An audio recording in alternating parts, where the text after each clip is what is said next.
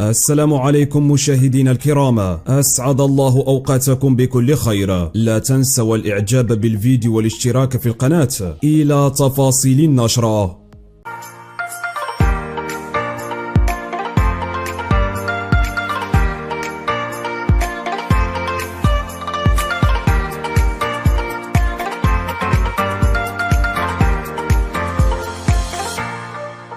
بعد خيبة اندحارها في الجرجارات وفرارها من الجيش المغربي، تجرب جبهة البوليساريو الانفصالية لعب أوراق جديدة ونقل أخبار زائفة، تارة بالتأكيد على قصف مواقع تابعة للجيش المغربي، وتارة أخرى بنشر صور مفبركة تدعي من خلالها اقتحام الصحراء المغربية. ولمزيد من التوضيحات لنتابع الفيديو مشاهدينا الكرام.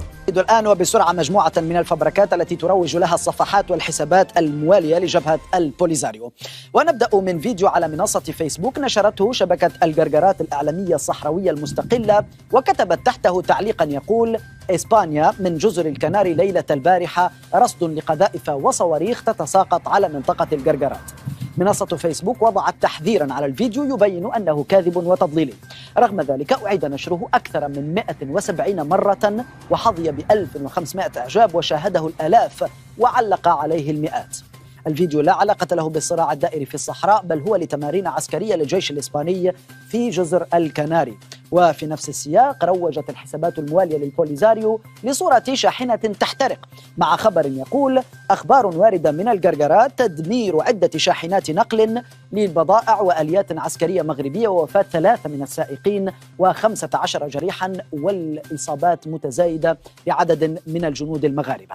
بعد التحقق تبين بأن الخبر زائف ولا أساس له من الصحة، وأن الصورة المتداولة تعود لشاحنة مصرية احترقت بسبب ارتفاع درجات الحرارة في طريق القاهرة الصحراوي شهر يوليو الماضي.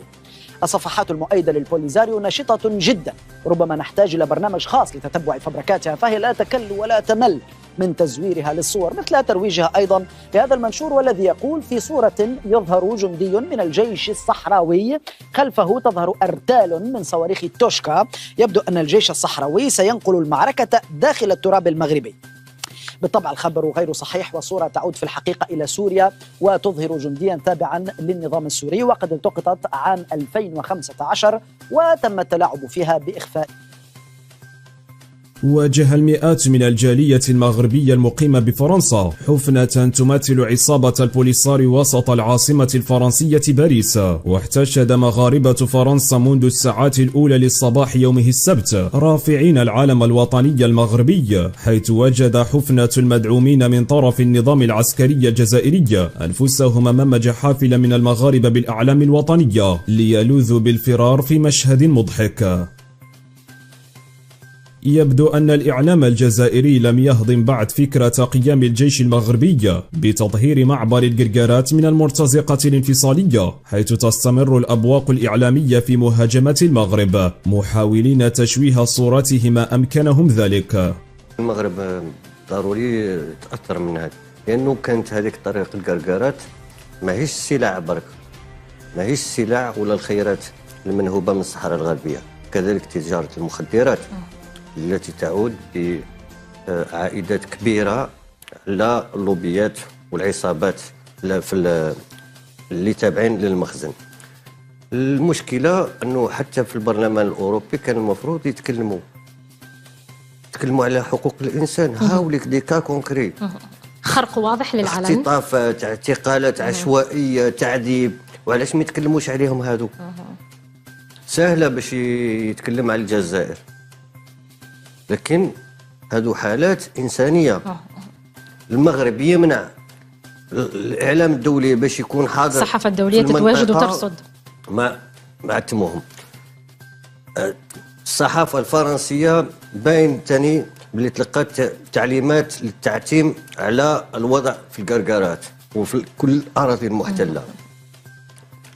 لي مونارشي أراب هادو راهم كل هرولة لفتح قنصليات في مدينة العيون المحتلة، في العيون المحتلة.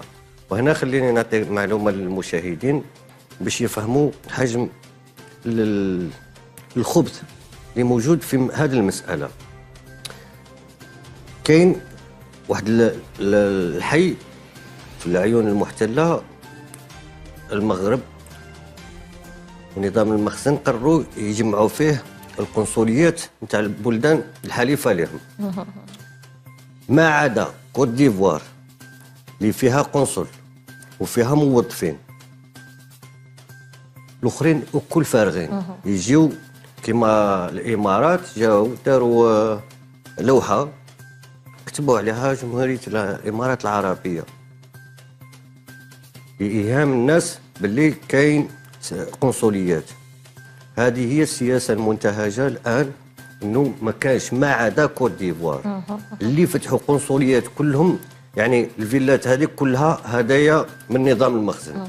الدوله الاخرى تجيب غير اللوحه المكتوب فيها على اسم البلد وخلاص. الظاهر أن جبهة البوليساريو الانفصالية تعيش أيامها الأخيرة، إذ أنه للأسبوع الثاني على التوالي أكدت مصادر متطابقة هروب مجموعة من سكان مخيمات تندوف بشكل جماعي نحو البوادي بالقرب من المنطقة العازلة على الحدود المغربية.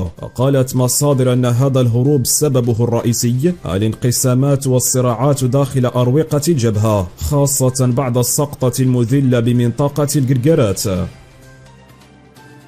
عاد الإعلامي الجزائري مهدي غاني المرشح السابق للرئاسيات الجزائرية للتأكيد على أن النظام الجزائري هو السبب الرئيسي للصراعات بالمنطقة. وكما دافع عن بوتفليقة وسياسته، هذا السيد كان في جنيف خاوتي، il siégeait à l'ONU في مكتب حقوق الإنسان. هذا الإنسان اللي راهو يخلط ويجغلط اون رياكسيون للرابور تاع الاتحاد الاوروبي، راهو يقول باللي في الوقت وين المغرب راهو ينتهك في حق الشعب الصحراوي راكم تهضرون على حقوق الانسان في الجزائر. هذا دليل باللي ما يصرى في على حدودنا ما بين الجارة المغرب وما بين البوليزاريو افتعال من طرف المخابرات الجزائرية. قال لها كومون سفيتيل باللي ليا اون اغريسيون تاع المغرب ضد الشعب الصحراوي ثم تهضرون على الجزائر. لو سيستيم الجيريان اقولها واكررها. واحد صديقي كلمني اليوم قال لي تو دوا ريفوار تا كوبي كونت il s'agit du Polisario. قلت له جو نو ريفوا با ما كوبي. قال لي الناس نفهموا باللي راك القضيه تاع الصحراء الغربيه لا تهمك، والناس فهموا باللي القضيه تاع فلسطين لا تهمك. وأنا أقولها أمامكم خاوتي، القضية الصحراوية لا تهمني، والقضية الفلسطينية لا تهمني. كل ما يهمني هي القضية الجزائرية. نهار تتحل القضية الجزائرية، القضية الصحراوية والقضية الفلسطينية سوف تتحللان. جو فو الجور. دونك الآن لازم تفهموها مليح. انتم اللي راه معمروكم من 62 باللي الجزائر كانت تموت فلسطين، وانتم اللي راه معمروكم باللي الجزائر كانت تموت الصحراء الغربيه ولا البوليزاريو ولا الشعب الصحراوي. سي دو بيبو، سي دو خرطي. انا ما يهمني الان هو الصحراء الجنوبيه، الصحراء الجزائريه وشعبها، قبل ما يهمني الصحراء تاع البوليزاريو. ما يهمني الآن هو حرية الشباب الجزائري والشابة الجزائرية والطالب الجزائري والطالبة الجزائرية قبل حرية الفلسطيني والفلسطينية. لماذا؟ لأنني لا حول لي ولا قوة، وكيف أعين إنسانا وهو تحت الاستعمار وأنا تحت الاستعمار؟ أوفغي ليزيو. لكنكم تربيتم باللي الشعب الجزائري هو الشامبيون دي موند في البال وفي الهوند في لاناتاسيون في الكذب في الشمة في الصغاريت وفي العرس، وحنا زيرو.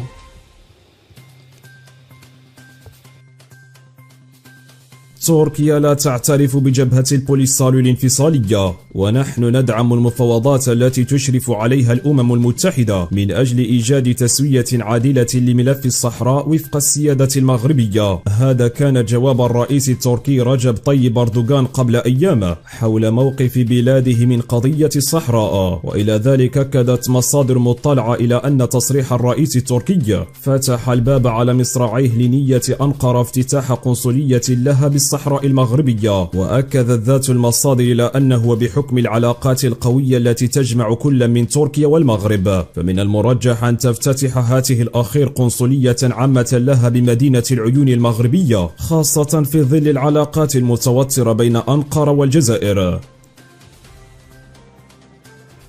وصف موقع إيرم نيوز الإخباري الإماراتي قرار الأردن فتح قنصلية عامة في مدينة العيون بالأقاليم الجنوبية للمغرب بالخطوة العربية الإيجابية التي تعزز مغربية الصحراء. وأضاف الموقع أن الخطوة الأردنية تدعم مطالب المغرب أمام المجتمع الدولي، خصوصا وأنها تأتي بعد أسابيع قليلة من افتتاح القنصلية الإماراتية. وأضاف أن الإعلان عن فتح ثاني قنصلية لدولة عربية في هذا التوقيت فيه تأكيد على أن رد فعل الخصوم لم يكن مؤثرا، وأن المغرب يواصل نهجه لحشد المزيد من الدعم الدولي لقضية الصحراء المغربية. وتوقع الموقع الذي استقى آراء عدد من المحللين السياسيين أن تشهد المنطقة فتح قنصليات عربية أخرى قريبا، ولا سيما تلك التي أيدت تحرك المغرب لإعادة فتح معبر الجرجرات وتأمينه من جديد.